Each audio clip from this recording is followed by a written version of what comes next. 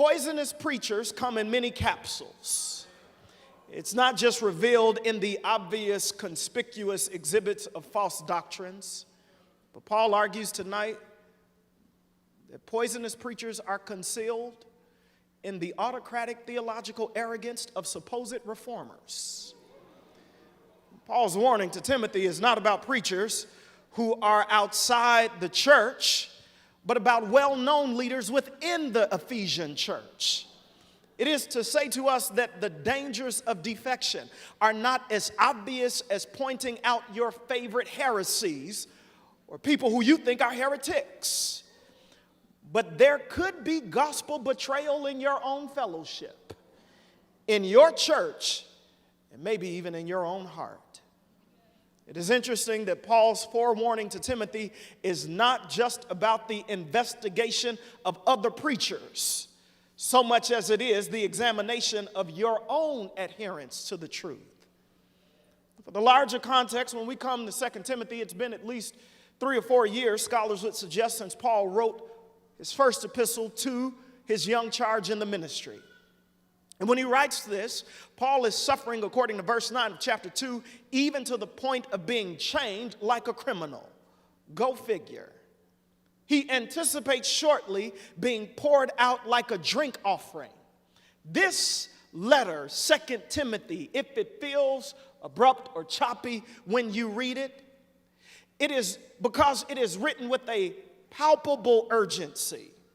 I tried it today. It's as if you can put your finger on the page and feel Paul's blood throbbing and racing and coursing through his veins with the stimulant of immediacy. Unlike 1 Timothy, where Paul is telling Timothy how to lead the church in Ephesus, how to deal with problems in the Ephesian church, here in 2 Timothy, Paul is giving to Timothy his last will and testament. He's saying, Timothy, you need to hear these admonitions. They are substantial. They are grave for the success of your ministry, and they are indispensable for the work of the church. And if you're going to be successful as a preacher and a pastor, Timothy, you've got to grasp and implement what I'm giving to you. When we get to this half of the chapter in 2 Timothy, Paul's exhortation turns to the danger of false teaching. But he doesn't want Timothy just to be aware of others who are false teachers, but he wants Timothy to put in the hard work so that Timothy doesn't become a false teacher. Because there is something about responsible preaching that gives life to people who hear it. There is something about your hard work in preaching and teaching the gospel that will either indict you as illegitimate or validate you as the genuine article.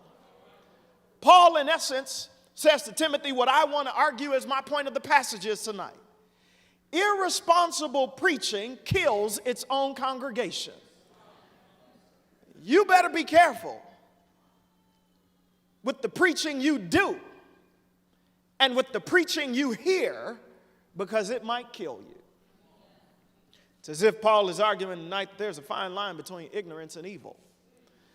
That you and I ought to pay attention to our preaching, to let our words be measured by the word of God.